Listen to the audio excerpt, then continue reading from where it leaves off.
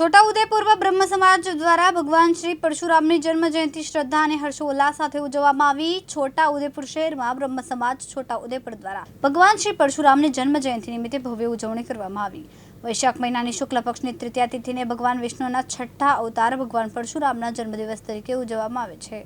આ પ્રસંગે કામનાથ મહાદેવ મંદિરથી ભવ્ય શોભાયાત્રા નીકળી, જે શહેરના મુખ્ય માર્ગો પર ફરતી પોસ્ટ ઓફિસ પાસે આવેલી પરશુરામજીની પ્રતિમા સુધી પહોંચી હતી। અહીં મહાઆરતી યોજાઈ અને નગરમાં સુખ શાંતિ તેમજ દેશના સર્વાંગી વિકાસ માટે પ્રાર્થના કરવામાં આવી। શોભાયાત્રામાં નગરમાં ઠેર ઠેર સ્વાગત કરવામાં આવ્યું। ત્યારબાદ નવાપુરા સ્થિત બ્રાહ્મણવાડી ખાતે મહાપ્રસાદીનું આયોજન કરવામાં આવ્યું। આ પ્રસંગે હરેશભાઈ પુરોહિત સહિત બ્રહ્મ સમાજના આગેવાનો મોટી સંખ્યામાં હાજર રહ્યા। વિષ્ણુ ભગવાનના છઠ્ઠા અવતાર એવા પરશુરામજીના પ્રગટ દિવસ અને એમની યાદમાં આજનો દિવસ મુખ્યત્વે બ્રહ્મ સમાજ છોટાઉદેપુર નગરના અને જિલ્લાના તમામ ભૂદેવોએ ભેગા થઈ અને આજના પ્રસંગની ઉજવણી કરી છે।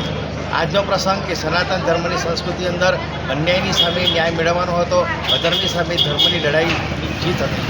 અને આજે ખાસ કરીને આ વર્ષે અમારા માટે આનંદની ઘડી એ છે કે છોટાઉદેપુર નગરની અંદર વહીવટતંત્ર અને સરકારી તંત્ર દ્વારા અમારા પરશુરામ દાદાની જન્મ જયંતિ આવે તે પહેલાં પરશુરામ દાદાની મૂર્તિનું અનાવરણ કરવામાં આવ્યું છે।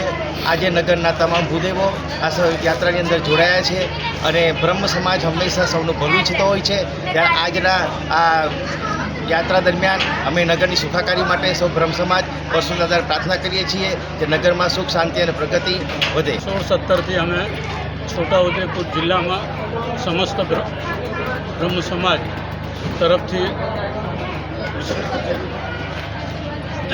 પરશુરામ જન્મોત્સવની ઉજવણી કરીએ છીએ। કોરોનાના 2 વર્ષ બંધ રાખેલું, તે પછી નિયમિત ચાલુ છે। નગરપાલિકા પાસે અમારી માગણી હતી કે પોસ્ટ ઓફિસ આગળની જગ્યામાં પરશુરામની પ્રતિમા મૂકી આપે।